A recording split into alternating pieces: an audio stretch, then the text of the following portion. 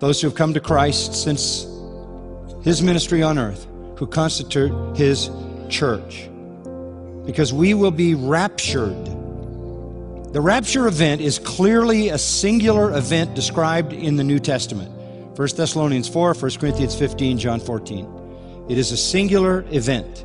It describes the snatching away of the church, the catching away of the church. All of us who are in Christ will be caught away. It is the moment when the phrase in Romans 11 is fulfilled, the fullness of the Gentiles. When the church is full, when the last elect person believes, the rapture is triggered. We won't know who that person is, but all the redeemed will be removed. Now, when does this happen? Clearly it happens. John 14, 1 Corinthians 15, 1 Thessalonians 4 describes the event with specific details. When does it happen? Some people think it happens at the end of the tribulation or near the end of the tribulation. I think it happens at the beginning. It has to happen because it's an event. It's an event that has no judgment connected to it. Very important. There is no word of judgment in any of those things. That's why our hope is called a blessed hope. So why do I think it happens at the beginning of the tribulation? I'm going to give you a few answers quickly. Number one, in the book of Revelation, which is laid out chronologically, the things which were, the things which are, the things which will be.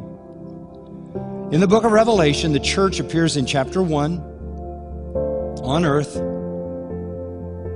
The church appears in chapter 2 on earth. 7 churches are described in chapter 2 and chapter 3, local churches in Asia Minor. The church is there. Starting in chapter 4, the church never appears again. The word never appears again in the book of Revelation, right through to the return of Christ in chapter 19. Blessed hope. Furthermore, if the rapture, which is an event described in Scripture, doesn't occur until the end of the tribulation and believers go through the tribulation, then what's the point? Why go up to come down? Because Christ is coming with his saints. We're going to run into each other. It doesn't make any sense to put a rapture at the end of the tribulation. We go right up and right back down again. Because when you read the rapture passages, they describe that when we go to a place he's been preparing for us, and we go to be with him where he is.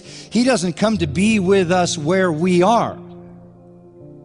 And we have the marriage supper of the Lamb and the Bema Sea rewards of judgments that occur during that period of time when we go to be with the Lord. So the rapture would make no sense if it's just like that, up and down.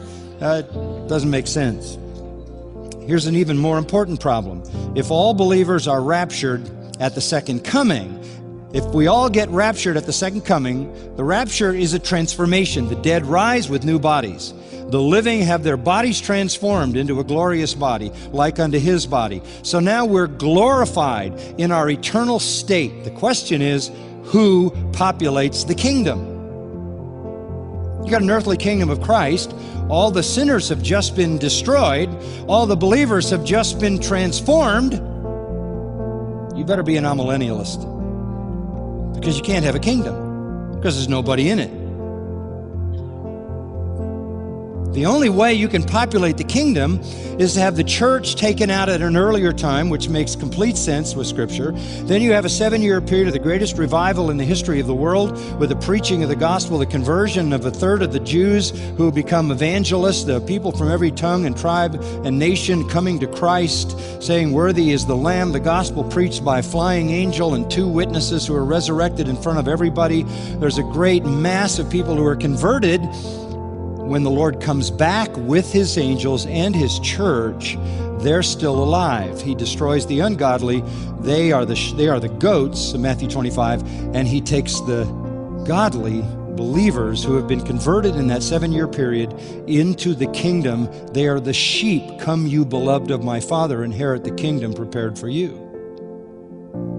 So a post-tribulation rapture leaves nobody for the kingdom.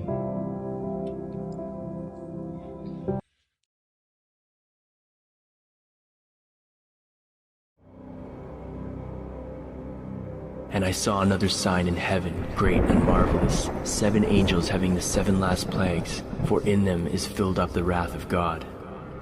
The 7 bowls are 7 vindictive judgments, judgments without mercy, plagues that afflict those who received the mark of the beast. The ultimate purpose of the 7 last plagues is God carrying out vengeance on the wicked for how they treated and killed his holy people. Because God is holy and infinite, his judgments are just. His purpose for the trumpet judgments is so that the gospel will be proclaimed and heard throughout the world during the last days. Tragedy, devastation, and woe, the 7 trumpets leave Earth in a state unlike any other global crisis before it, to the extent of every person humbled by the gravity of the situation. For those who rejected the truth and submitted to the beast, the 7 last plagues are the sufferings upon the wicked before the second coming. The first angel poured out his bowl. Sores afflicted those who received the mark of the beast. The second angel poured out his bowl, and the sea turned to blood, and all creatures within died. The third angel poured out his bowl, and the rivers turned to blood. Those who were thirsty for the blood of the saints received it in full. The fourth angel poured out his bowl, and the wicked were scorched by the sun, and they cursed the name of God. The fifth angel poured out his bowl, and the beast government was exposed. Lucifer's government falls, and the wicked realize they've been duped and gnaw their tongues in agony. The sixth angel poured out his bowl, and the Euphrates dried up. 3 unclean spirits gathered the kings to fight God, and God counters and triumphs. The seventh angel poured out his bowl, and there was a great earthquake, lightning, rumblings, and peals of thunder. The earthquake was so great as never before, and hailstones weighing 100 pounds fell to the earth. The ministering of the gospel will be heard by those who sincerely receive it, but even the very mention of God will bring about hate among those who oppose and hate God. The differing views between those who submit to God and those rebelling against him will cause a great deal of controversy on earth, even more so than now. The saints will choose to obey God and worship him on his holy day and face persecution from the wicked. But know this, God sees and knows the injustices suffered by his people, but because he oversees the separation of the sheep and the goats, God waits until everyone has made a decision for or against his truth before exacting his judgment. Those who rejected the truth have hardened their hearts and cannot be saved, for among many of them are the very ones who persecute his holy people. During a time of great tribulation, the beast system, the devil, and his angels will show great power and authority as they seemingly prevail. But God is in control. He oversees all, and the wicked will be judged. Restitution will be paid for the suffering they caused on the innocent. The drying up of the Euphrates refers to the absence of a natural barrier. In respect to the time and context in which Revelation was written, a river was seen as a defense due to its size and depth. The Euphrates dries up and makes way for the kings from the east. Applying this analogy, we can begin to understand what is being said in Revelation 16 verse 12. In part 2 of our study on the time of Great Tribulation, we learned about the 1290th day of Daniel 12 verse 11. Lucifer calls for the death of all those who oppose his one-world theocracy. God responds by leading his army of angels to defeat the dragon and his army. Nothing will stop them.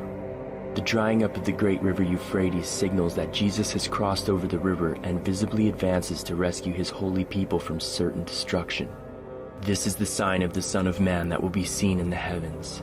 The approaching kings from the east are the Father and the Son. This is the end of the age and the time of the harvest. The wicked are killed and the righteous are gathered. Then I saw 3 impure spirits that looked like frogs. They came out of the mouth of the dragon, out of the mouth of the beast, and out of the mouth of the false prophet. John describes the 3 spirits as 3 demons. They are spirits of demons performing miraculous signs, and they go out to the kings of the world to gather them for battle on the great day of God Almighty. To fully grasp why John describes the plague this way, we must understand the meaning of the 5th plague. At the 5th bowl, Lucifer and his government are brought down and exposed. God will reveal to the whole world that its God-claiming leader is in fact the devil incarnate. The people of the world who chose to submit to the beast system will realize they have been betrayed and their fate has been sealed by the sign of the Son of Man. Look, I come like a thief. Blessed is the one who stays awake and remains clothed, so as not to go naked and be shamefully exposed. Lucifer knows the end has come, and in one final display of power, he calls upon the kings of the earth to gather in an attempt to resist the holy forces of Jesus and his legion of angels. The demons that come out of the mouths of the dragon, the beast, and the false prophet will convince the kings to prepare for battle against the Almighty Lord because he is advancing to rescue the saints. The wicked blame the saints for the last 7 afflicting plagues, and in order to defeat God's rescue, all of the saints must be killed before the kings from the east arrive. The 3 demons will deceive by means of performing great wonders and miracles. This will convince the 10 kings that they stand a chance at victory. Their display of supernatural power is a demonic influence on the kings to think that they can save themselves. If they rid the earth of remaining saints, they could join forces with the devil and his angels and destroy God. Sin has reached its ultimate height in the universe. Wicked sinners would willingly choose to destroy God if they could. John describes the 3 demons as impure spirits or frogs because the world's leaders will be in a desperate state. They will see the 3 demons as divine spirits sent from Lucifer, a powerful deception. However, they are evil, vile, and unclean. The governing forces of earth will fall for the lie in joining the fallen Antichrist system and wage war on the approaching king and his heavenly host. And he gathered them together into a place called in the Hebrew tongue, Armageddon. Often the apocalypse and Armageddon might be thought of as the same event, the end of the world. There is some truth to this, but biblically speaking, the place mentioned here, like the river Euphrates in context to the 6th bowl, is not a literal geographic location. This is a meeting place of battle, good versus evil in an ultimate display of power and authority. The word Armageddon is derived of 2 Greek words which mean mountain, Har, of Megiddo.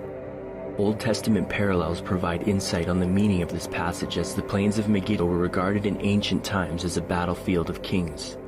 Megiddo served as a battleground for many battles between nations from the north, like Assyria, and Egypt in the south.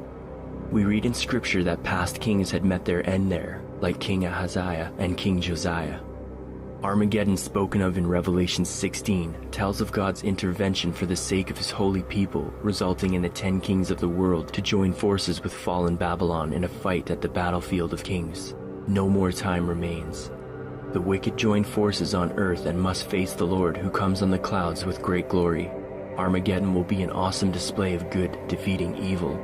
John describes the event as a sharp sword coming from the mouth of Jesus that commands the wicked to die. For it is the same mouth that calls the righteous dead to life.